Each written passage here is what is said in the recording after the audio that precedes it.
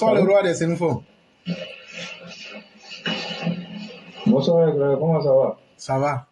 On dit quoi? Je suis le roi des Koyaka, des Ojeneka, des Kulango, des Gouro, des... Bon, attends, laisse le reste. Non, tu es l'éternel des armées. Non. On va pas quitter ici. Tu es l'éternel des armées. Faut faut dire tu es l'éternel des armées. Éternel des armées. C'est toi qui es l'éternel des armées. C'est très bien, faut continuer comme ça. On dit quoi, cher frère? Comment ça va? Oui, ça va. Ah, Dieu merci. J'aimerais ça va bien. Saluer vraiment ta détermination, vraiment tout le sacrifice que tu as pu faire durant toute l'année pour nous informer, nous permettre d'être au parfum des informations. Vraiment, merci simplement pour tout le grand travail qui est fait. Et vraiment, toi-même, tu sais. Ouais. Voilà, au pays, quand on dit toi-même, tu sais, donc toi-même, tu connais. Voilà, donc... oui. Voilà, donc c'est ça. Donc vraiment, merci pour tout. Merci pour tout. Continuons à faire ce que nous faisons. Et comme toi-même tu le dis, mieux vaut être réprimandé sur sa vérité que d'être applaudi sur le mensonge. La vie est une question de choix et chacun fait le choix qu'il peut et doit être capable d'en assumer les avantages et les conséquences. Vraiment, frère, merci beaucoup à toi-même et à ta famille ainsi qu'à tous les Ivoiriens. Que Dieu donne la santé, la prospérité et tout ce qu'il y a de bien dans cette vie. Voilà, c'est ce que je pourrais vous souhaiter pour la nouvelle année. D'accord. Ok. Merci beaucoup. Merci à tout le monde.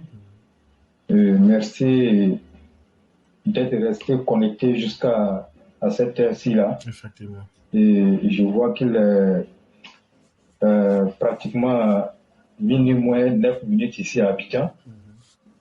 Merci beaucoup à tout le monde. Et je crois que nous sommes à quelques heures de la nouvelle année 2024.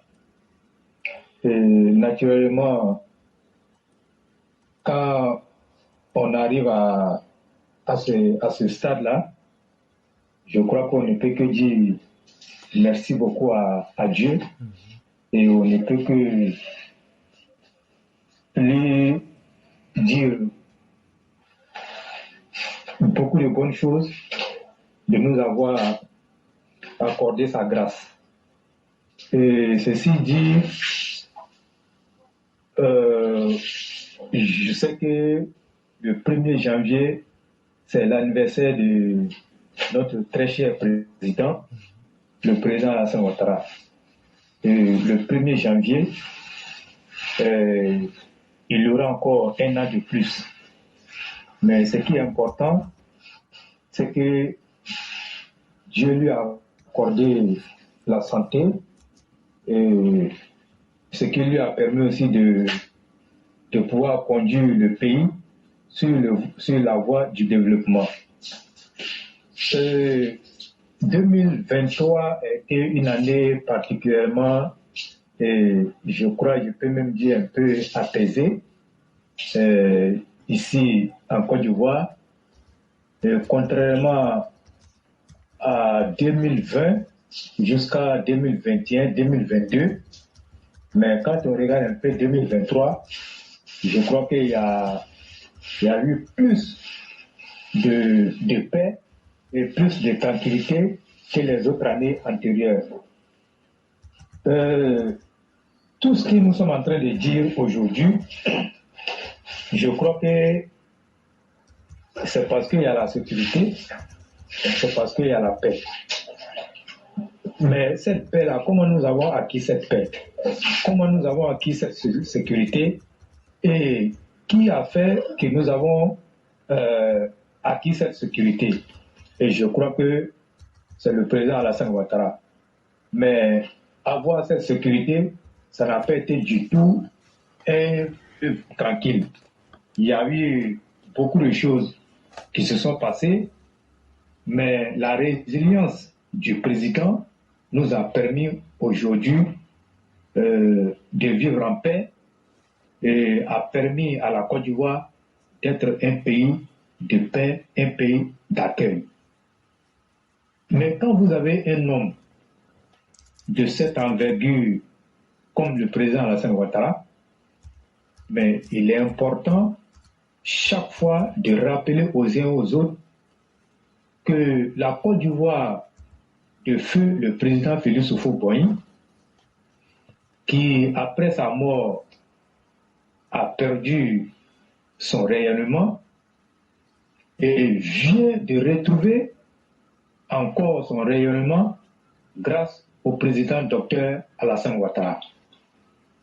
Mais est-ce que nous devons bouder tout ce plaisir-là que le président Alassane Ouattara nous accorde en le vilipendant, en lui portant tous les noms, en l'insultant? Et je crois que ce n'est pas la bonne façon. Mais tout ce que je suis en train de dire, mais aujourd'hui, on nous parle du RHDP. Mais regardez le RHDP. Regardez ce que le président Alassane Ouattara a fait avec le RHDP pour la Côte d'Ivoire. Mais je suis en train de m'adresser et à l'opposition et aux militants du RHDP. Parce que beaucoup de personnes, même au sein du RHDP, peinent à comprendre la situation, ne veulent pas du tout pousser la réflexion de savoir que le président Alassane Ouattara, c'est celui-là même qu'il faut glorifier, c'est celui-là même à qui on doit laisser la latitude, à qui on doit laisser le temps de parfaire ce qu'il a entrepris. Et quand je dis de parfaire ce qu'il a entrepris et de le laisser aller au bout, je ne veux pas parler seulement des infrastructures. Et je vais parler, bien entendu, de la succession dont les gens sont en train de déjà parler. Mais moi, j'invite les gens à regarder un peu l'évolution du monde, surtout de certains pays qui étaient dans le trou. Et par la suite, qui ont trouvé des leaders qui ont emmené ces pays-là à la lumière. Mais on a tous étudié l'histoire de certains pays, comme je le disais tantôt, tels que le Japon, tels que la Chine, tels que les États-Unis, tels que la France et j'en passe. Beaucoup de pays qui étaient dans des difficultés. Mais allons-y en Asie. Parce que l'Asie et puis l'Afrique, c'était un peu des continents similaires parce qu'il y avait la pauvreté aussi, ils ont eu des difficultés et il y a eu tellement de choses. Mais après, ces pays-là, aujourd'hui, quand vous regardez, mais ces pays-là sont les plus, comment on appelle, qui font rêver dans le monde entier. Mais ce travail n'a pas été un travail de 1 an, un travail de 2 ans, un travail, ça n'a même pas été un travail d'une seule génération. Comme on le dit, peut-être que ça sera un abus de langage, c'était, comme on appelle, un travail de 1000 générations. Mais est-ce que quand vous regardez en Côte d'Ivoire, on a encore atteint ce niveau, au point de venir parler d'une succession? On n'a pas encore atteint ce niveau. Mais la Chine, ce qu'on appelle la vieille génération, et qu'on cherche à pousser la vieille génération dehors, mais quand vous prenez la Chine, mais ce que les Chinois ont pris, comme on appelle, au moins une décennie à parfaire, mais c'est ce que le président Alassane Ouattara est en train de nous donner, mais de façon méthodique. Je dis bien de façon méthodique. Et nous-mêmes là, nous avons demandé que la Côte d'Ivoire soit développée. Nous avons demandé que la Côte d'Ivoire soit un pays développé, un pays où il fera bon vivre. Mais moi, je prends le cas de la Chine. La Chine, là, je pense que ce sont les vieux qui ont travaillé à la succession. Mais quand on travaille à la succession, mais la succession ne se fait pas en 13 ans. Mais les années 1900, ceux qui ont travaillé en Chine, peut-être les années 1940, bon, je dis n'importe quoi, mais des années avant 1980.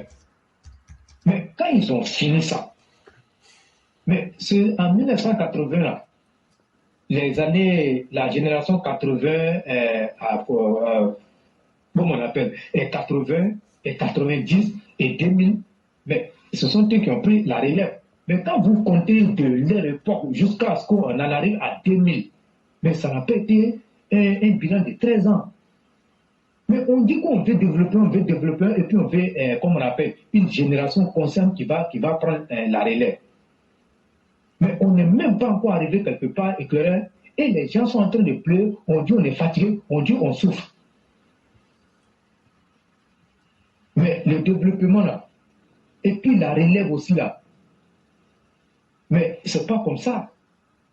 Une relève là se prépare en amont, et une relève ne se prépare pas en 10 ans. Moi je le dis à qui veut l'entendre, si on veut avoir un pays développé à l'avenir, un pays qui fera bon vivre, où tout va se passer bien, mais il faut préparer une bonne génération.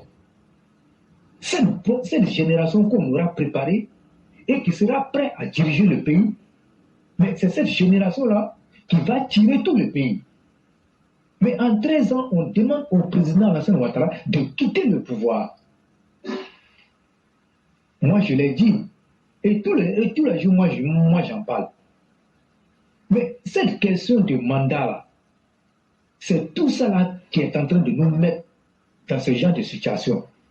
Vous pensez que les 1 mandat, les 2 mandats, si la Chine, le Japon, la Corée du Nord, la Corée du Sud et bien d'autres pays devraient suivre, comme on appelle, cette logique-là, vous pensez que ces pays-là seraient développés aujourd'hui? Moi, je dis non. Moi, je dis non.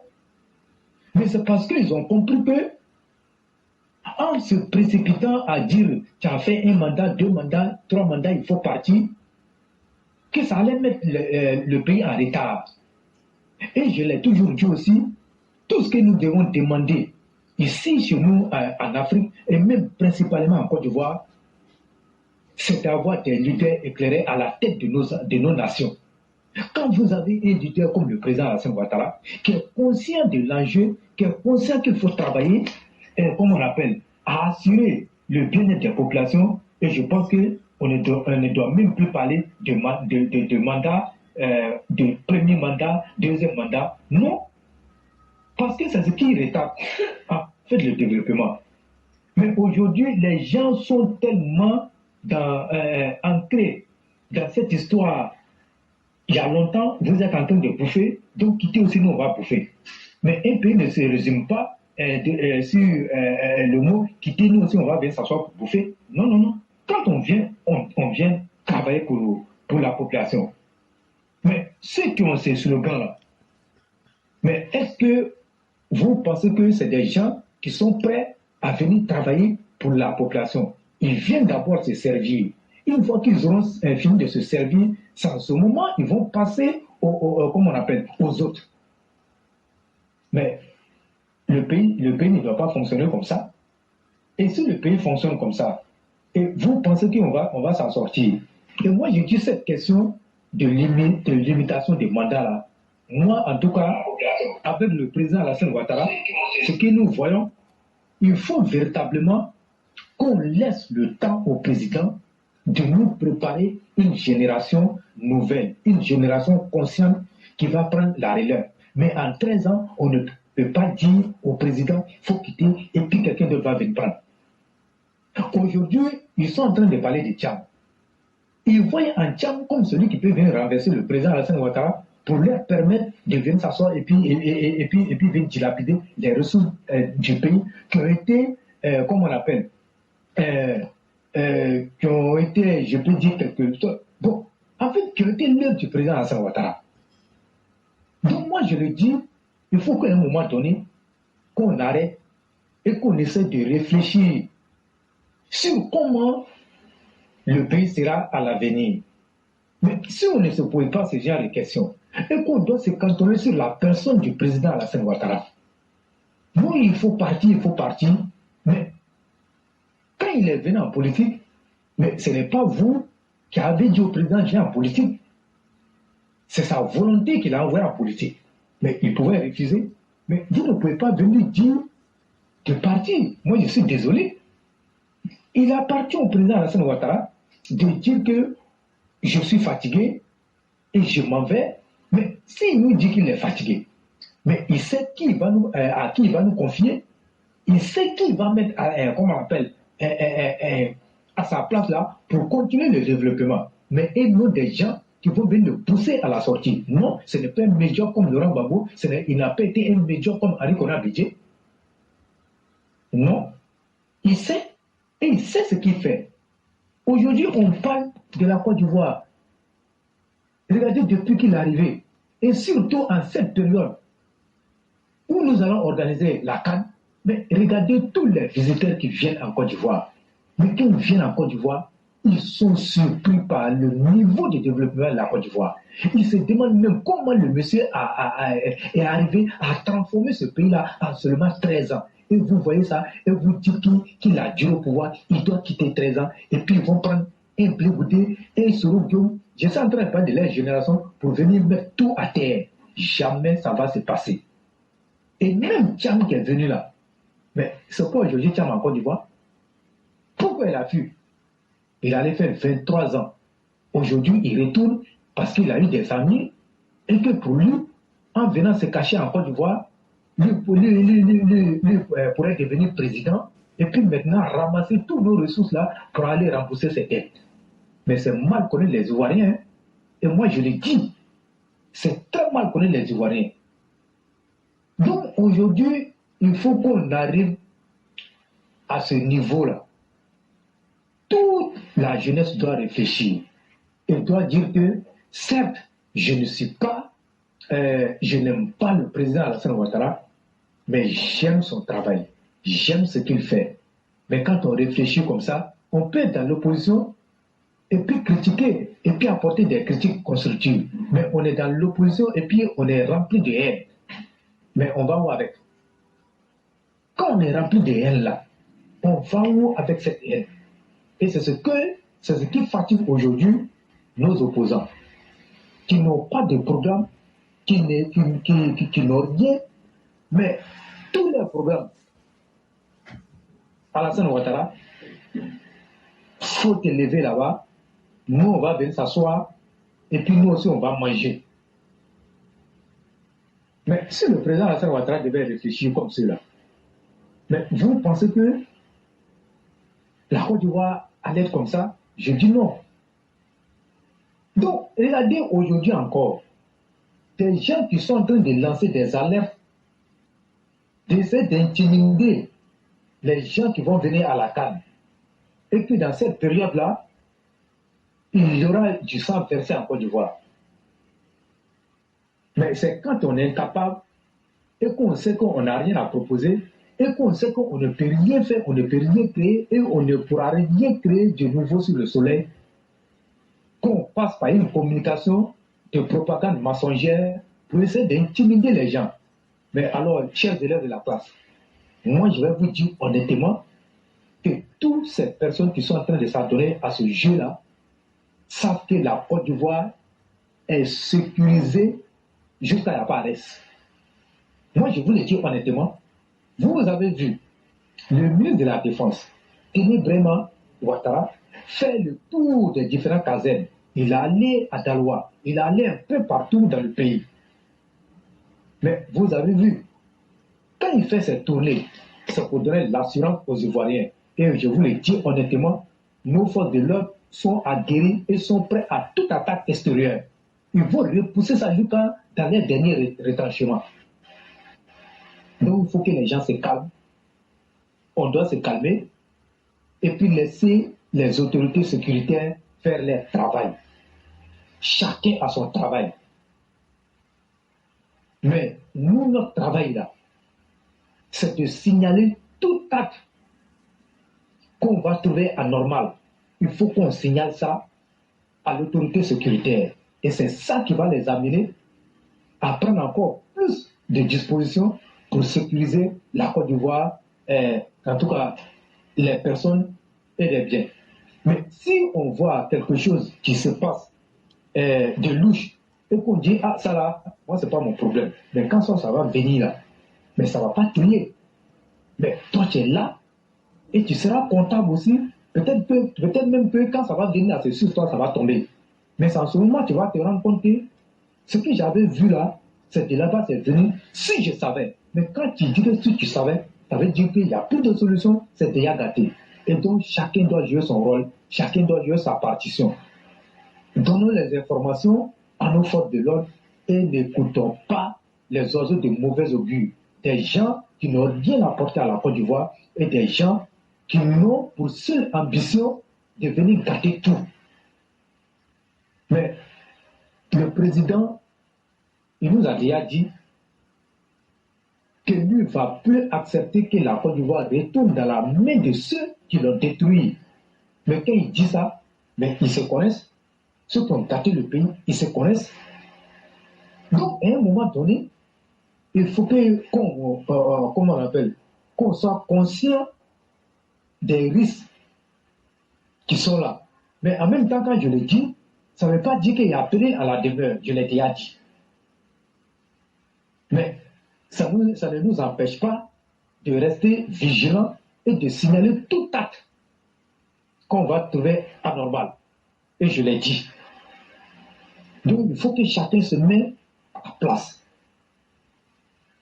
Le président Alassane Ouattara, il a fait assez d'efforts et il a investi énormément dans la sécurité.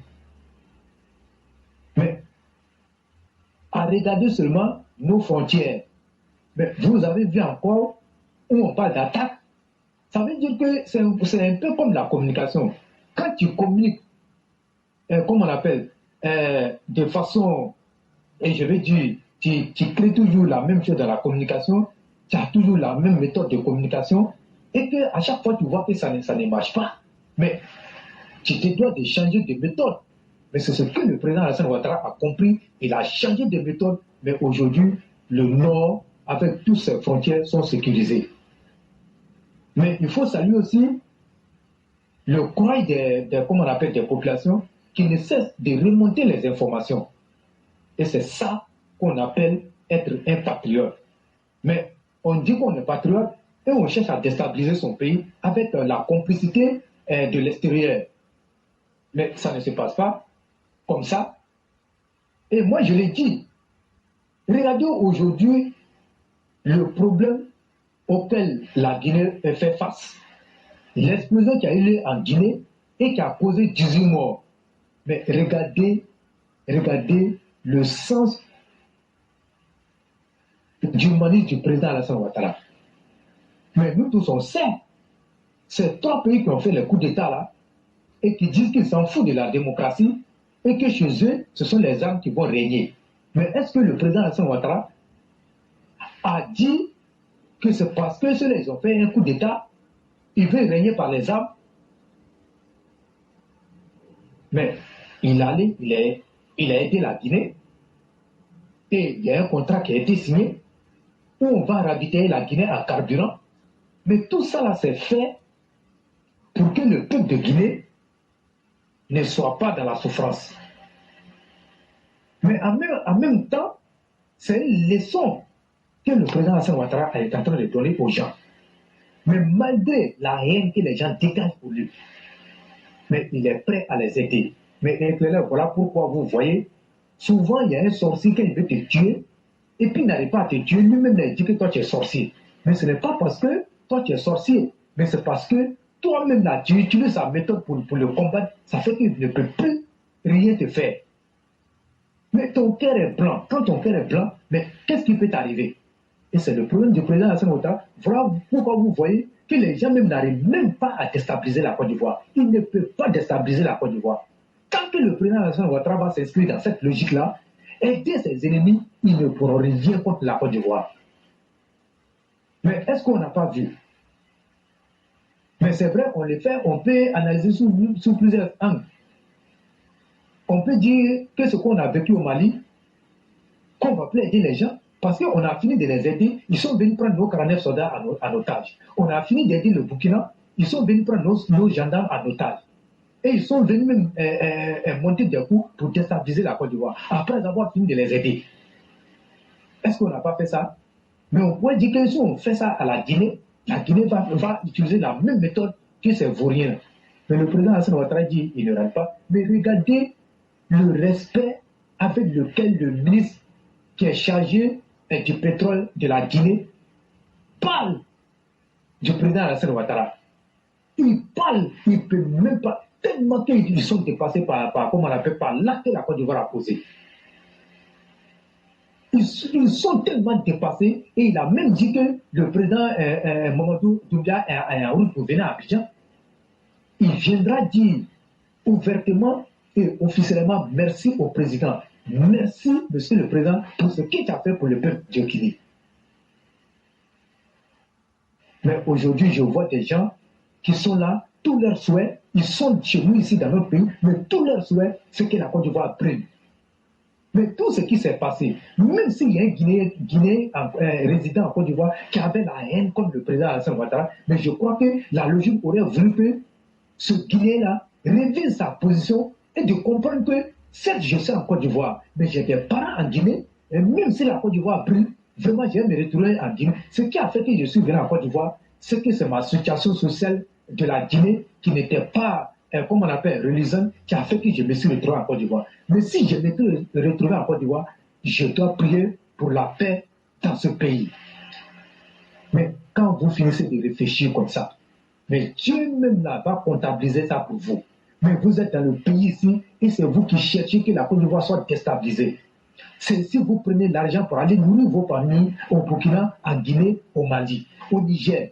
Et c'est vous, tous les jours, vous priez constamment pour que la Côte d'Ivoire soit dans les problèmes. Mais quand la Côte d'Ivoire est dans les problèmes, qu'est-ce que vous gagnez? Mais c'est pour vous retourner dans votre bled là-bas, je vais parler comme Félix Houphouët-Boigny, vous allez retourner dans votre désert là-bas. Mais on sait, quand ils viennent ici, ils deviennent propres. Ils sont bien potelés, mais quand ils retournent, ils s'en fait 2 semaines seulement, éclairé quand ils reviennent en Côte d'Ivoire là. Mais tu ne peux plus le reconnaître. Mais la souffrance qui est là-bas. Mais et des gens comme ça, tous les jours, c'est eux qui sont en train de parler qu'il faut déstabiliser la Côte d'Ivoire. Mais vous n'allez jamais pouvoir déstabiliser ce pays-là. Parce que Dieu a la main sur la Côte d'Ivoire. Moi, je le dis à qui veut l'entendre.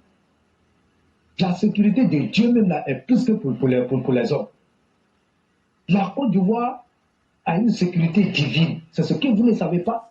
Et à chaque fois, vous levez parce que, non, la terre qui te donne à manger là, mais tu ne peux pas venir faire du mal à cette terre et puis tu vas t'asseoir pour te regarder. Même tous nos opposants qui sont ici, et qui sont en train de travailler avec l'extérieur pour déstabiliser la Côte d'Ivoire, pourquoi ils n'arrivent pas à déstabiliser la Côte d'Ivoire?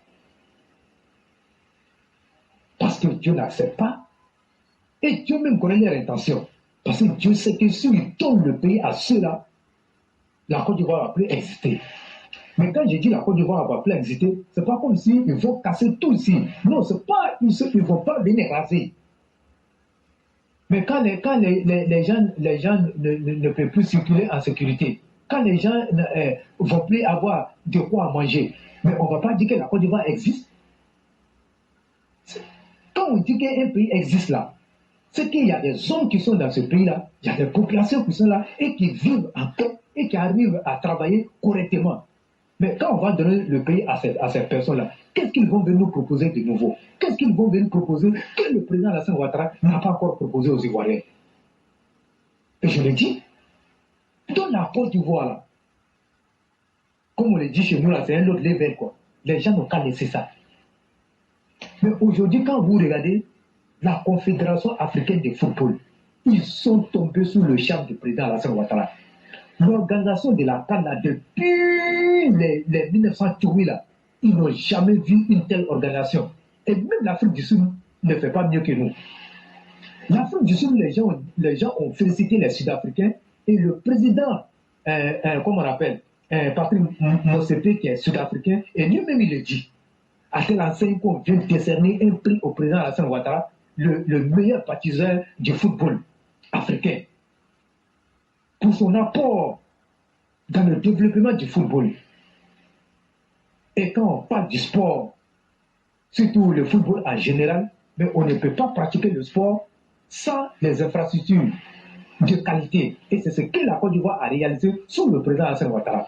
Des infrastructures de qualité qui parlent d'elles-mêmes partout dans le monde entier. Quand vous regardez le stade de Corbeau, vous regardez, comme on appelle le stade qui porte le nom du président, vous regardez le stade Félix Houphouët-Boigny qui a été entièrement rénové. Le seul stade qui, comme on appelle, qui était devenu vraiment vétus. Mais ça a été repris. Allez-y à San Pedro. Vous regardez les terrains d'entraînement. Vous partez regarder les cités calmes. Mais éclairez. Mais on ne peut pas dire que le président Alassane Ouattara n'est pas un bâtisseur. On ne peut pas dire ça. Et vous regardez les infrastructures, comme on appelle, hôtelières.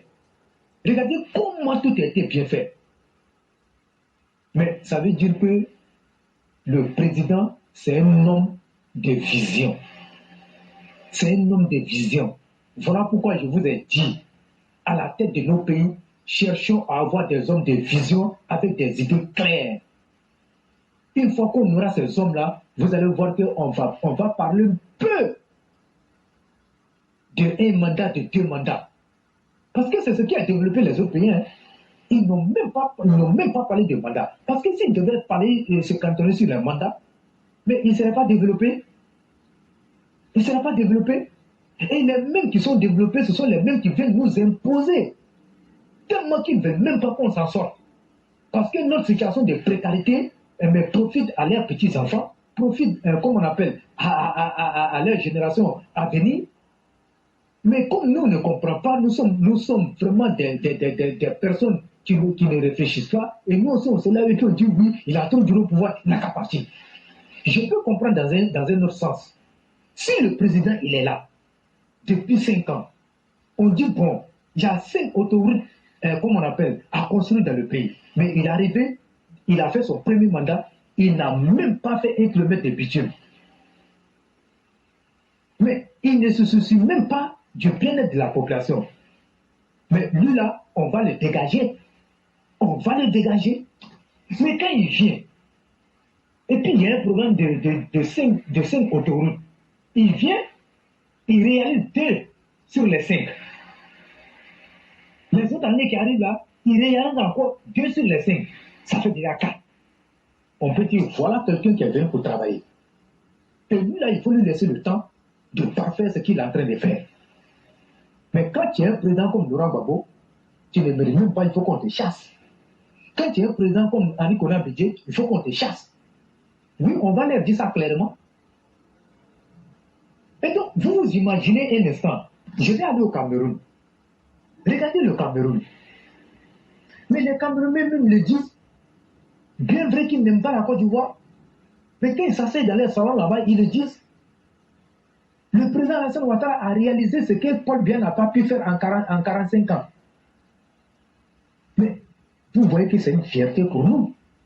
Et même aujourd'hui, quand on a un clash avec les Camerounais, avec certains comment on appelle, certains cyberactivistes des autres pays, mais les mêmes corps là, et puis les PDCI là, qui disent qu'ils n'aiment pas le président Alassane Ouattara, mais quand ça choque là, c'est nos infrastructures là qui prennent pour prédire. Et puis ils sont fiers de dire qu'ils sont ivoiriens. Mais c'est parce que le président, il a compris qu'un pays là doit se respecter à partir de son président et à partir de son développement. Mais il y a des gens aujourd'hui, quand ils rentrent ici, mais ils te disent que mais pourquoi lui aller en Europe?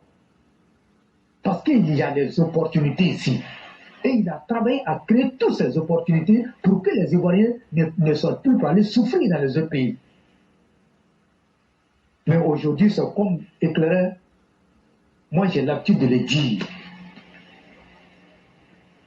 Quand quelqu'un est trop rassasié, mais finalement, éclaireur, il ne sait plus que c'est quelqu'un qui a souffert pour faire son champ de riz, pour qu'il lui vienne aujourd'hui manger pour être rassasié, et puis rôter, et puis insulter la personne. Et c'est ça. C'est ce qui est en train de se passer dans ce pays-là. Mais nous, on est là, et puis on regarde, et puis on est serein, et puis nous on dit, chez nous, au RADP là, la succession ne se pose pas. Nous avons suffisamment de cadres, comme le disait le président Alassane Ouattara. Mais nous on dit, c'est le président Alassane Ouattara qui est notre candidat en 2025. N'en déplaise à qui? En tout cas, nous on le dit, ils n'ont qu'à parler, le président Alassane Ouattara. Jusqu'à preuve le contraire, il ne nous a pas encore dit que nous les fatigués. Mais éclairer le tunnel d'Abobo, mais ce seul échangeur-là, moi je l'ai dit aujourd'hui à quelqu'un, un bablé, Tiamis, je lui ai dit que ce seul échangeur-là, il vaut à lui seul plusieurs autres mandats. Parce que Abobo n'a pas été créé quand le président Alassane Ouattara est arrivé au pouvoir. Mais tous les pouvoirs qui sont passés, mais Abobo a toujours été la cible de ses pouvoirs. Mais Abobo était toujours, ils se sont servis d'Abobo, mais en fin de compte, Abobo sort toujours zéro. Mais je ne vois pas quel président qui pourrait venir mettre un tel échangeur à Abobo. Mais ce n'est pas du jeu, ce que je suis en train de vous dire là. Ceux qui passent à Abobo là, ils savent quand tu vois le travail là, tu sais que oui, Abobo a souffert, mais Abobo est en train de remettre sur ses cendres avec le président Alassane Ouattara. Et donc c'est clair, regardez Makassi et tout ce qui est en train de se faire. Mais si ce n'est pas le président Alassane Ouattara, moi je ne vois pas qu'il va même faire ceci. Les gens même qui regardent Abobo comme je ne sais même pas, comment je vais qualifier ça, qui regardent Abobo comme ça, comme si Abobo, on ne peut pas dire Abobo. Si ce n'est pas Alassane Ouattara qui va venir mettre un CHU à Abobo avec une capacité d'accueil de 600 lits, je ne vois pas le plus grand CHU de l'Afrique de l'Ouest. Mais aujourd'hui, on nous parle de casernes des sapeurs-pompiers. Il y a presque tout ici à Abobo. Mais pourquoi nous, on va s'asseoir pour dire qu'il n'a qu'à partir? Celui qui dit que le président Alassane Ouattara n'a qu'à partir, Dieu n'a qu'à le maudire. Je le dis honnêtement. Celui qui va parler encore de ça, Dieu n'a qu'à le foudroyer. Et tout le monde va avancer. C'est que c'est un ennemi de la Côte d'Ivoire. Ce n'est pas vous qui allez dire au président, il faut nous choisir ton successeur. Mais sachant très bien que le président a tiré des enseignements lorsqu'il a choisi Amadou Gon comme son successeur. On a vu ce que ça a créé. Mais il faut être bête de toujours faire les mêmes erreurs. Et comme le président Alassane Ouattara n'est pas bête, et comme c'est quelqu'un qui est intelligent, c'est quelqu'un qui est un visionnaire, le président Alassane Ouattara ne fera plus cette erreur-là. Je l'ai dit, mais ce n'est pas parce que je vois les gens qui parlent, on n'a pas de successeur, le PDC, mais vous avez quel problème? Si vous trouvez que le PDC a vu son successeur là, mais quittez le RADP et puis aller au PDC là-bas. Là-bas, on va savoir que vous êtes là-bas. Mais vous êtes ici, oui, et le PDC a trouvé son successeur, mais le RADP là, ils n'ont pas encore trouvé. Ne faites pas une militants là pour prendre nos cartes. Allez-y prendre les cartes du PDCI. Allez-y prendre les cartes du PPACI. Allez-y prendre les cartes du RPI. Et puis laissez le RADP tranquille. Je dis laissez le RADP tranquille. À l'exception de choses comme on l'appelle, du PPACI. Mais le RADP est le plus jeune parti. Le RADP est né en 2018. Mais comment voulez-vous que les choses aillent comme ça un coup? Arrêtons un peu. Concentrons-nous sur l'essentiel. L'essentiel, c'est quoi? C'est de travailler que les militants soient debout. Et en même temps, dire aux cadres qui ne s'occupent pas des militants, qui s'en foutent des militants, de jeter un coup d'œil vers les militants. Qu'ils ne s'arrêtent pas du haut de leur balcon pour narguer les militants. Parce que quand ça chauffe, ce sont ces militants-là qui sont vos derniers recours. Et je dirais encore vos premiers recours. Et c'est à eux que vous criez au secours. Mais autant les valoriser, autant leur dire que vous faites du bon travail, mais nous, on est avec vous. Mais moi, j'ai remarqué, ce n'est pas le cas. Mais beaucoup sont, comme on appelle, attentifs aux militants, mais comme d'autres aussi ne le sont pas. Et le président a toujours dit, aidez les militants, aidez les militants. Et même récemment, à la remise symbolique des cartes de militants, le vice-président est revenu encore là-dessus. Il a demandé l'humilité des cadres. Soyez humbles. Soyez humbles et soyez attentifs aux militants. Mais quand il le dit, mais il sait très bien. Mais comme on dit là, mais le pouvoir n'est pas éternel, nous tous on le sait. Un jour ou l'autre, le RDP ne sera plus au pouvoir. Donc on le sait. Mais pour l'un, nous on dit, il faut travailler avec l'ensemble des militants. Et ce pouvoir-là, nous devons le conserver au moins 50 ans. Oui, on doit le conserver au moins 50 ans. Mais quand moi je vois des gens au RDP, oui, le président Hassan Ouattara doit partir, au moment où le PPAC est en train de dire que c'est Gbagbo qui est candidat. Mais nous on dit que nous on ne fait pas du président Hassan Ouattara. Mais comment les gens peuvent réfléchir comme ça? C'est-à-dire que quand moi je vois quelqu'un qui réfléchit comme ça, au moins les autres sont en train de dire, c'est-à-dire que nous on est en train de, c'est comme si nous on est en train d'appeler le président pour donner aux autres. Pourquoi? Mais de quel droit les autres s'arrogent de dire que Gbagbo est candidat? Si Bédié n'était pas décédé, Bédié est candidat. Et puis nous, on dit, nous, on a eu la chance que notre président, il est en pleine forme. Et puis il est intelligent, il travaille pour le pays. Nous, on va bien dire, faut quitter. C'est clair, ce n'est plus l'opposition qui dit que le président Hassan Ouattara a quitté. Je sais de quoi il vous parle. Ce sont les mêmes militants du RATP, même certains cas. Mais est-ce qu'on peut réfléchir comme ça? Oui, on n'a qu'à faire parce que vraiment, on ne sait jamais comme Dieu. Mais toi, tu n'es pas Dieu. Mais pourquoi toi, tu dis ça? Tu n'es pas Dieu. C'est Dieu qui donne la vie et c'est Dieu qui donne aussi, comment on appelle, qui reprend aussi la vie. Donc, quand c'est comme ça, et les gens vont venir nous emmerder, moi, je dis non. Éclaireur, tu ne peux pas avoir un président comme Alassane Ouattara, éclaireur. Je dis un pays qui n'a jamais connu ça. Et qui vient avoir une chance d'avoir un président comme Alassane Ouattara, et les gens vont venir dire, éclaireur, c'est en Côte d'Ivoire on peut voir ça. Je te dis, c'est en Côte d'Ivoire qu'on peut voir ça. Mais, Dieu là,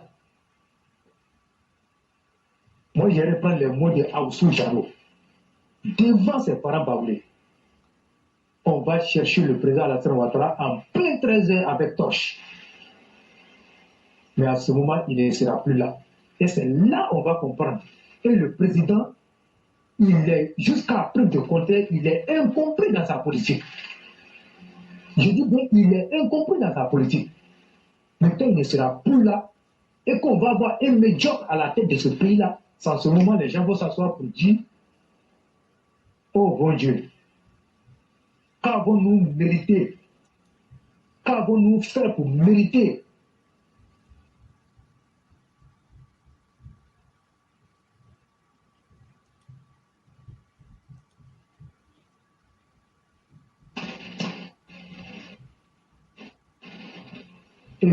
Et prenez l'histoire des pays. Mais vous allez remarquer que les grands bâtisseurs, comme on appelle, qui sont nés dans certains pays et qui ont travaillé, mais ils ne sont pas venus comme ça. C'est au moins un demi-siècle, ou bien au moins 100 ans. Faire 100 ans avant d'avoir un homme comme ça. Mais moi je le dis, on ne va pas avoir un président qui va venir faire encore comme le président Alassane Ouattara. Il viendra faire sa part, mais il ne pourra pas égaler le président. Et une économie sans solution, derrière qui les gens courent. Mais vous voyez, et s'il avait des solutions? Mais éclairé, nous on était gâtés, hein. Il n'a pas de solution, mais voilà ce qu'il est en train de faire. S'il avait des solutions, on était gâtés, hein.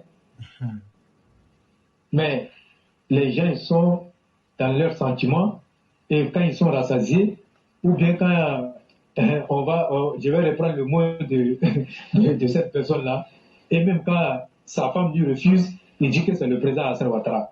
Quand il marche et puis il vient trébucher, il dit que c'est le président Hassan Ouattara qui a fait que lui l'a trébuché.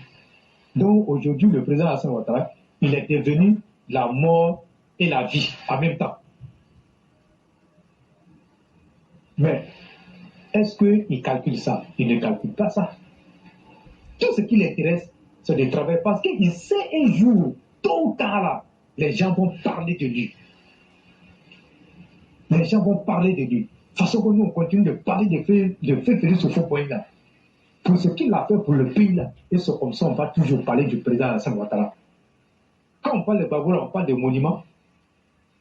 Mais quand on va parler du président Alassane Ouattara, on va parler de ponts, on va parler d'autoroutes, on va parler d'universités, on va parler de comment on appelle, de centres de santé, on va parler de tout. On va parler de l'électricité. On va parler de tout. Donc, il va rester dans l'histoire de la Côte d'Ivoire de façon positive. Oui. Donc, depuis qu'il a commencé à travailler, depuis qu'il est rentré dans les institutions financières, mais nous tous on sait, hein, et même dans nos petits trucs, si tu prends quelqu'un là, il a qu'à gérer ton Orange Money là, il n'est même pas encore arrivé quelque part, il détourne l'argent et puis ça y est, ça, éclairé. Petit Orange Money là, il détourne et puis ça y est, ça. Après, il faut raison dire que quelqu'un qu'on prend pour aller gérer, c'est-à-dire là où on prend les décisions financières, là, lui il est là-bas, et puis il gère ça. Mais vous avez pas entendu que le président Alassane Ouattara a fait un détournement? Mais votre petit Thiam, votre petit ingénieur préhistorique là, dès qu'il est arrivé, il a mis les pieds nets au Crédit Suisse net, on parle plus de Crédit Suisse. On parle de ça au passé. Une banque de plus de 150 ans, il a fait tomber ça. Mais c'est lui qui va venir s'asseoir et traiter le président Alassane Ouattara d'économie sans solution. Et des gens disent qu'on ne doit pas répondre. Nous, on va répondre. Politique là, on ne laisse pas comme ça. Si tu ne réponds pas là, mais tu vas voir ce qui va se passer. Si aujourd'hui, il essaie de modérer son langage, là, mais c'est parce qu'il a eu en face de lui du répondant. Donc moi, je dis aux gens que le débat avec le PDC, là, ça va se faire. Mais pour l'instant, là, concentrons-nous. On n'a qu'à se concentrer et le reste, là, ça va venir. Et je vais terminer pour dire que ce que j'avais dit concernant Cissé Bakongo, vous voyez Robert Begré-Mambie, Premier ministre de la République de Côte d'Ivoire, il a dit les mêmes choses que j'avais dit, et je crois il y a 3 jours de cela. Quand il allait présenter, non, je crois il y a 2 jours, quand il allait présenter Cissé Bakongo, mais il a été clair avec les ébriers, avec les chefs, qui a dit que le président Alassane Ouattara ne nomme pas les gens parce qu'ils doivent les nommer. Et que pour la simple et bonne raison que les chefs ébriers regardent ce que Bakongo a fait à Koumassi. Mais je l'avais dit. Si ce Bakongo est un bâtisseur, et il a dit, faites-lui confiance. Vous avez tout à gagner avec Cissé Bakongo. Je le connais. Il était Koumassi. Il a travaillé pour Koumassi. Mais ce qu'il va faire là, ça va vous surprendre, ça va vous surprendre. Il va faire plus que peut-être que ce que lui-même lui l'a fait. Begré-Mambie l'a dit, mais ce n'est pas pour faire plaisir à Cissé Bakongo, mais c'est parce qu'il connaît les qualités de l'homme. Et je vous ai dit, ceux qui connaissent bien le siège du RADP. Mais quand toi-même tu arrivais au siège du RADP, tu avais honte. Nous qui partons là-bas quotidiennement, quand tu arrivais là-bas, tu avais honte. De savoir que c'est le siège d'un parti politique au pouvoir. Mais ça, combien de mois Cissé Bakongo a transformé le siège? Quand tu arrives là-bas, tu es fier, tu te dis oui. Voilà ce qu'on appelle le siège d'un parti politique au pouvoir. Cissé Bakongo a parti sur ce siège-là. Mais Koumassi, je passe sous le contrôle de notre mère Fiona Koura, qui était Koumassi, qui aujourd'hui, qui rentre à Koumassi, tu es d'accord? Donc pourquoi les gens vont dire que Cissé Bakongo n'est pas hébreu, qu'on ne doit pas le mettre à la tête du district d'Abidjan? Mais s'il peut faire l'affaire des hébreux, on les met là-bas. S'il ne peut pas faire l'affaire des hébreux, on ne le met pas là-bas. Mais c'est parce qu'il peut faire l'affaire des hébreux qu'il a été nommé. Il n'a pas été nommé parce qu'il est pro, parce qu'il est ceci, non, non. Mais il a été nommé, c'est ses qualités de bâtisseur-là qui ont été mises en avant.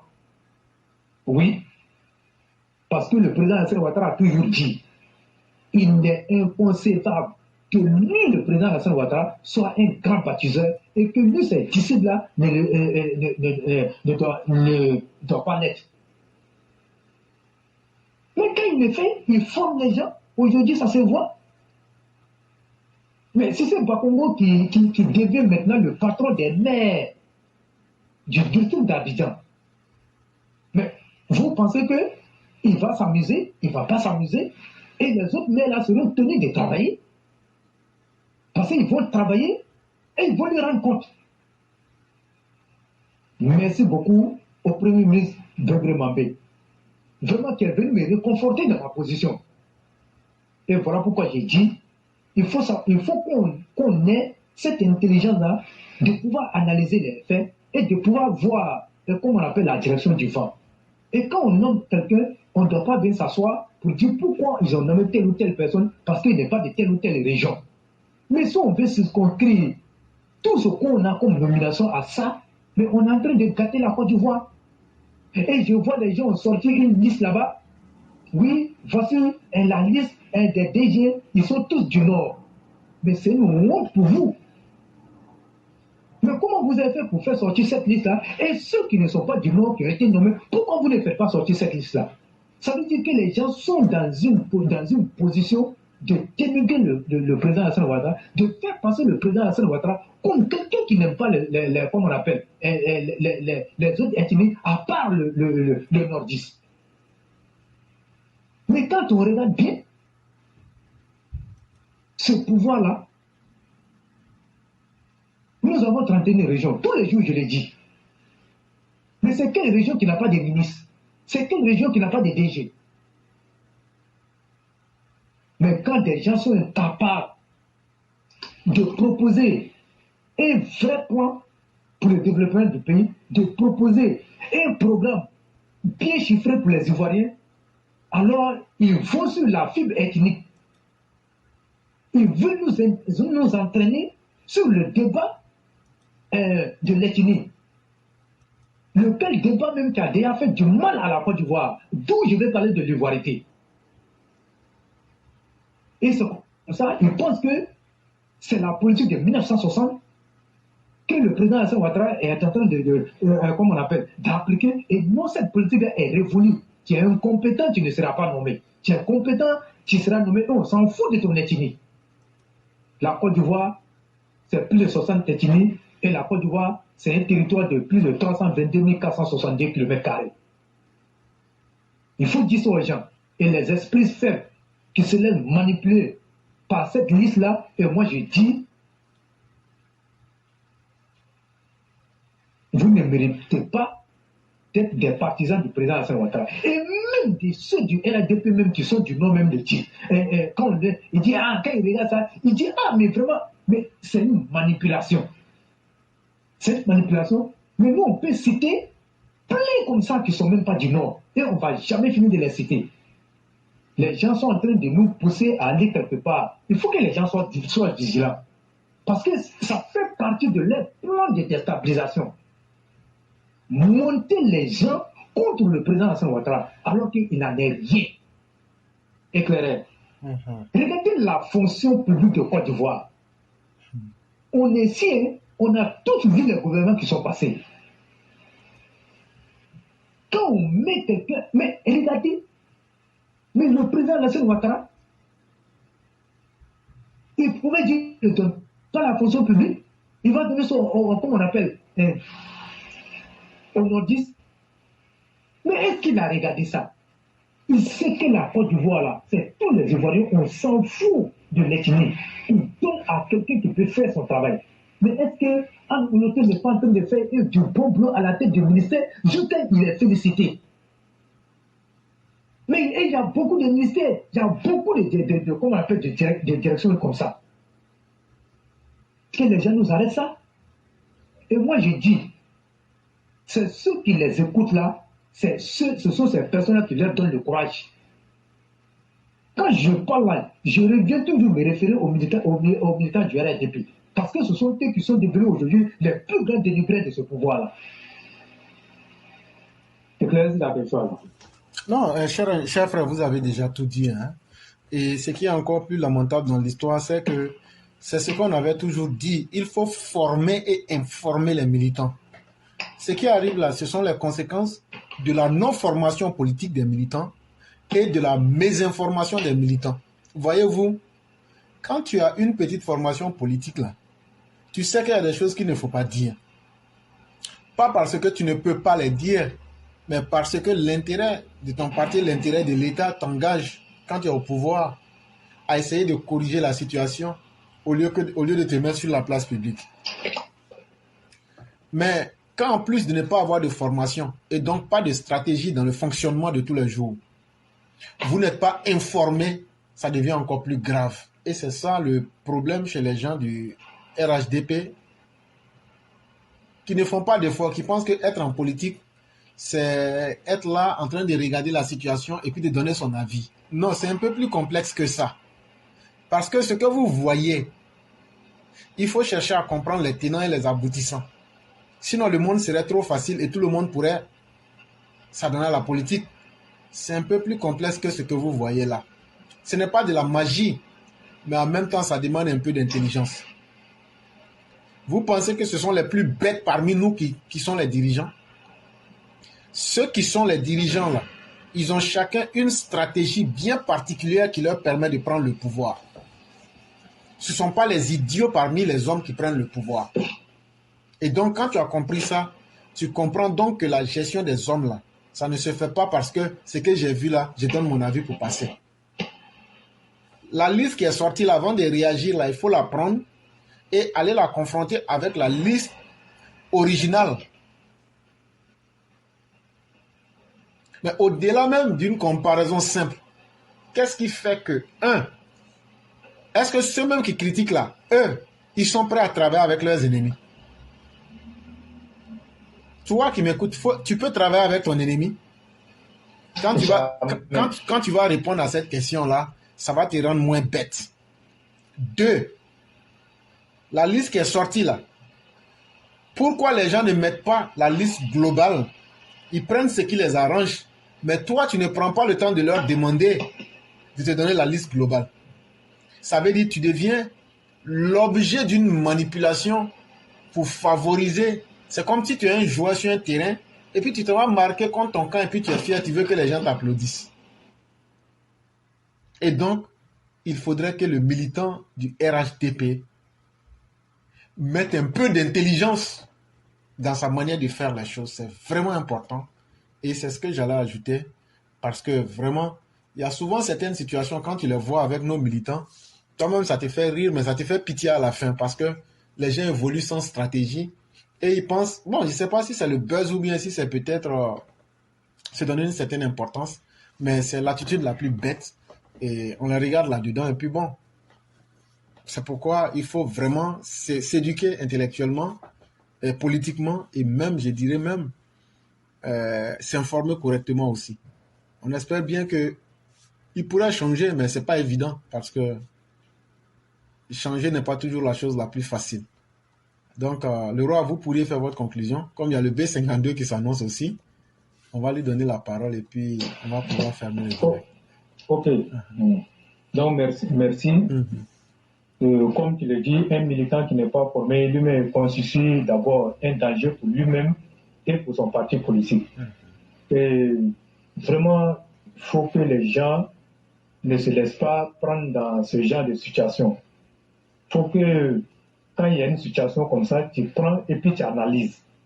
Parce qu'on te sort une liste. Et quand toi-même tu vois cette liste-là, et tu sais que ce ne sont pas toutes les entreprises d'État qui sont... On a plus de combien d'entreprises d'État. Mais on vient, on sort une liste et le reste. Pourquoi on ne sort pas la totalité de la liste? Mais tellement qu'ils sont dans leur projet de déstabilisation, ils veulent entraîner tout le monde avec eux.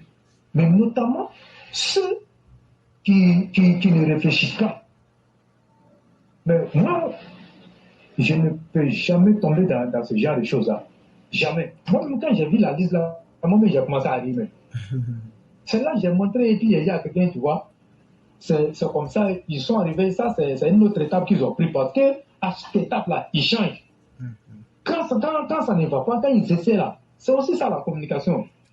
Comme ce que je disais, tu parles, et tu utilises la même méthode, ça ne change pas. Mais après, tu essaies de changer. Et c'est comme ça. Voilà pourquoi ils font ça. Mais les gens se laissent tomber dans ça, ils sont dans... Bon, vraiment, franchement, je crois que il faut que les gens... Parce que le président Alassane Ouattara, comme je l'ai dit, pour ne plus trop monopoliser la parole et puis abuser, il fait des études. Aujourd'hui, quand vous regardez le cas de Chérif Ousmane, et certains ont pris. Vous, chers élèves de la classe, vous qui êtes ici, en ce moment précis, en train d'écouter le fait d'éclairer, est-ce que vous qui connaissez mieux le parcours de Chérif Ousmane, est-ce qu'il ne mérite pas cette nomination? Est-ce qu'il ne mérite pas cette nomination? Mais le président Alassane Ouattara ne s'est pas levé un matin comme ça et puis il a dit « Oh, Chérif Ousmane, tu es trop beau, viens être nommé. » Mais c'est par le travail que le monsieur, il a eu ses nominations. On vous a dit que des rapports ont été envoyés au président. Mais c'est sur la base de ces rapports-là qu'il a été nommé. On vient dire oui, hein, chef d'état-major, c'est quoi on n'a pas vu dans ce pays-là? Ou bien les gens veulent qu'on parle. Les gens veulent qu'on parle. Aujourd'hui, même là, tous les jours, là, c'est sur le peuple du Nord. Pourtant, le peuple du Nord dit qu'il n'a rien eu dans ce pouvoir-là. Ça aussi, on va dire, il se plaint tous les jours. Mais est-ce que le président Alassane Ouattara calcule ça? Il a dit, j'ai été élu pour travailler pour l'ensemble des Ivoiriens. J'ai été élu pour développer les 322 462 km². Il s'en fout de l'ethnie. C'est bien vrai qu'il vient du Nord, mais il n'a pas été élu parce que c'est le Nord seulement qui l'a élu. Non, non. Aucune région ne peut élire un président seul. On a besoin de 31 régions. Donc aujourd'hui, vous êtes en train de vous plaindre. Mais le Nord se plaint. Donc ça veut dire que le président Alassane Ouattara, il est comme la face du beignet. Quand l'autre chauffe, l'autre est en train de brûler. Mais il devient quoi? Arrêtez un peu. Ce n'est pas un Laurent Gbagbo. Ce n'est pas un Laurent Gbagbo. Voilà, donc je profite pour dire bonsoir à tout le monde et notre mère Salih Kone et à Fiona Koura et à Tiroma, notre mère Nefertiti et Youssouf Djiyul Jomande, à Kaswad et à Perté Aplay. Merci beaucoup à chef frère et à Prado Boussol. Ouais, celui-là même qui m'a aucun direct. Merci beaucoup, cher frère. Et je dis bonsoir à qui encore là? À Abou Traoré, éclairez toi-même, et à Sundiata. Et merci à toutes ces personnes qui sont connectées sur Isanogo. Et puis, il y a tellement beaucoup. Et Abidit Afoué Traoré. Et merci beaucoup à tout le monde. Hein. Vraiment, on ne va pas abuser encore de votre temps. Il y a longtemps, nous sommes là. Et prions pour que le président Alassane Ouattara ait la santé. Je dis bien, prions pour que le président Alassane Ouattara ait la santé et longévité. Sinon, tout ce que nous sommes en train de raconter là, il ne doit pas être président, il ne doit pas être candidat, il va... Non, laissez ça. Prions pour qu'il ait la santé. Sinon, si c'est être candidat là, il n'y a même pas de problème dans ça, parce que la Constitution a déjà réglé ça. Et ceux même qui sont en train de crier aujourd'hui, qui sont en train d'aboyer comme des chiens là, ce sont ces mêmes personnes-là qui étaient devant pour aller convaincre ceux qui ne voulaient pas comment on appelle, voter pour le référendum. Mais ce sont tous là même qui étaient devant en train de convaincre les gens. Aujourd'hui, les mêmes là sont en train de dire qu'il ne peut pas être candidat. Mais pourtant, ils savent très bien qu'il sera candidat s'il le désire. Donc la continue, on n'a pas de problème avec ça. C'est une question de constitution. La constitution a été modifiée en 2016 avec l'approbation du peuple de Côte d'Ivoire. Ça n'a même pas été une chose comme on appelle modifiée. Ça a été une nouvelle constitution écrite et puis adoptée par référendum. Après, c'est passé devant les députés. Et donc, c'est ça qu'on a appelé la Troisième République. Quand on rentre dans une république, vous avez dit on a appelé les 2 mandats, non? Mais il a fait combien de mandats? Dans la Deuxième République, là, il y a encore Troisième République. Là. Il a fait combien de mandats? C'est son premier mandat qu'elle a. Donc vous parlez de quoi? Vous-même, vous savez. Est-ce qu'on n'a pas vu Soro Guem ici en train de dire aux gens que moi je suis pour cette constitution-là, hein, parce qu'elle vient nous nettoyer tous les jeunes confugiens. Tout ce qui pouvait nous créer des trucs là. Que le président Alassane Ouattara a regardé et puis il a dit c'est ça. Que lui, Soro là, lui, pas campagne pour ça. Votez, chers Ivoiriens, votez cette constitution. Mais ce n'est pas le même Soro qui dit que le président Alassane Ouattara peut pas être candidat. Donc quand vous regardez ça, vous ne trouvez pas que c'est de la manipulation et puis c'est une propagande mensongère bien humaine qui est créée autour de ça. Donc c'est là qu'on doit appeler à la formation intellectuelle des militants. Oui, c'est là que les gens doivent savoir que comment des gens qui ont battu campagne, qui sont allés partout dans les hameaux pour dire aux gens, votez cette constitution. Pourquoi c'est les mêmes gens qui viennent dire que le monsieur là, il ne doit pas se présenter? Mais vous ne voyez pas qu'il c'est une affaire de 2 poids, 2 mesures. Donc, il faut qu'on pousse la réflexion. De savoir que c'est parce que le président Alassane Ouattara fait bien son travail. Et comme ce sont des médiocres là, si le président Alassane Ouattara est là, ils ne pourront plus venir au pouvoir pour venir dilapider les biens des Ivoiriens. C'est de ça qu'il est question. C'est de ça qu'il est question. Donc cette affaire de constitution là, ça règle tout. Le reste là, on s'en fout de ça. Oui. Mais des gens même qui ont créé l'ivoirité ici, aujourd'hui les porte-parole est venu s'asseoir pour dire qu'ils s'en foutent de l'ivoirité. Ils s'en foutent que Tcham soit ivoirien ou pas. Et que celui qui a un problème à Rikonan veut dire qu'il est mort, il n'a qu'à le trouver à la mort. Donc vous voyez ça. Et puis c'est nous, on va s'asseoir sur notre branche, et puis on va scier ça, et puis ça va nous faire tomber. Nous, on ne s'assoit pas dessus. Hein. On ne s'assoit pas dessus. Le président Alassane Ouattara, il est bel et bien éligible, et il sera candidat sur le désir. Celui qui ne veut pas, là, il sort et puis il cale, ou bien quitte la Côte d'Ivoire. Oui.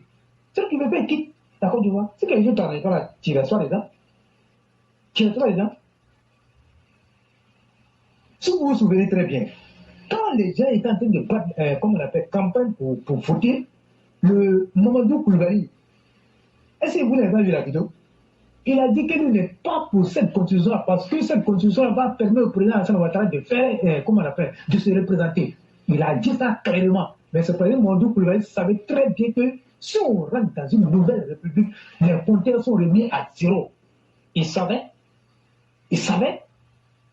Mais aujourd'hui, là, quand les gens parlent là, lui, il les insulte. Et puis il leur dit que lui, il l'avait dit. Et qu'ils n'ont rien à dire. Donc c'est ça qui est la vérité. Vive le président Alassane Ouattara, vive la République de Côte d'Ivoire, vive tous les EPV et vive la population ivoirienne. Bonsoir à chacun. Vraiment, merci beaucoup, le roi du printemps. En tout cas, pour un discours de fin d'année, tu as été même plus prolixe que le président Ouattara. Demain, j'espère que tu vas assister au concert de Loko à Kanzan. Hein. Éclairé. Non, allons doucement. Tu as parlé. Maintenant, non. Attends, moi-même, je vais payer. Il y a ticket premium et puis il y a ticket gold. Si on te dit de prendre un là, tu vas prendre quoi? Ticket, si on me dit de prendre un quoi? Moi, je vais prendre un premium là. Ok, Dieu merci. Bon, tu sais à quoi dans le ticket premium là? On dit la tombola. Non, moi je vais te dire. Le ticket là coûte 500 000. Mais ce qu'il y a dedans pour toi là. il y a une bouteille de vin et puis une bouteille de champagne dedans. Donc, tu viens de nous montrer à la face du monde que tu es un alcoolique. Et donc, quelqu'un... Non, quelqu'un qui a... toi, tu sais que moi, je n'ai jamais touché à ça. Non, moi, je n'ai pas dit ça. Tu as dit devant tout le monde que tu vas prendre le premium. Mais quand tu payes un package là, c'est l'ensemble que tu payes, on va tout te remettre. Nous, on t'a pas demandé si tu vas boire ou pas. On va tout te remettre, tu vas laver ça devant là-bas. Non, mais moi, je prends et puis il donné ça à prendre au boussole. Frère, tout ce que tu as dit là, c'est toi qui as parlé, le monde entier t'a entendu. Voilà le B52 là, Josie Dodieni là, lui il a entendu, il est là. Je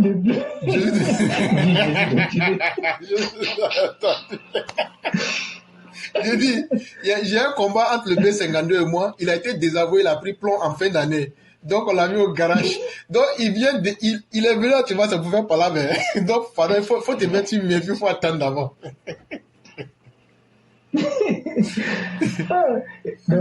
Éclairé, il faut dire aux élèves de la classe de vraiment dire merci beaucoup au parrain Maurice Koudou.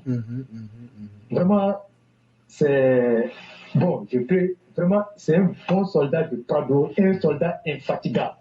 Ça seulement, vraiment, moi je lui tire le chapeau. Ça dit qu'on ne peut pas le qualifier, quoi. On ne peut pas. Donc, ceux qui ne le connaissent pas, peut-être que quand nous autres on parle là, les gens pensent que les élèves sont trop. Mais à la vérité, c'est ce qu'il est. C'est ce qu'il est.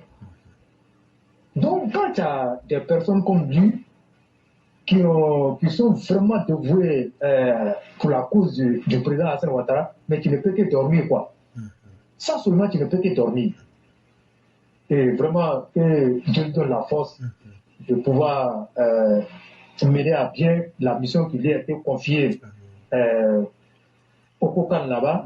Et franchement, la tâche n'est pas du tout facile pour lui. Là, la mission qui lui a été confiée, franchement, il faut être quelqu'un qui a des points, il faut être quelqu'un de résilient pour pouvoir réussir cette mission-là. Mobiliser les gens, on le sait, hein, c'est pas du tout facile. Mais quand on regarde un peu les différents matchs amicaux qu'on a eu à discuter et puis on voit un peu l'ambiance dans les stades, on peut dire qu'il en passe de réussir sa mission, mais il va le réussir avec le concours de tous les Ivoiriens qui doivent comprendre que ce n'est pas une affaire de Maurice Koudou. C'est une affaire de tous les Ivoiriens et le président Hassan Ouattara ne cesse de le répéter. La CAN là, c'est pour les Ivoiriens. Il faut que cette CAN là soit la CAN la plus organisée, la meilleure possible. Qu'on ait vu sur la meilleure qu'on ait vu sur le territoire africain. Mais déjà, ce qu'on voit déjà, je pense que le pari sera gagné. Donc vraiment, parrain, merci beaucoup pour tout ce qu'il y a.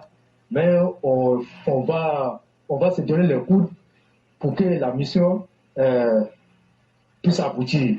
Et franchement, je vais m'arrêter là et puis je dis qu'on sera à chacun. Vraiment, merci beaucoup. Merci beaucoup. Merci infiniment pour tout ce que vous avez dit.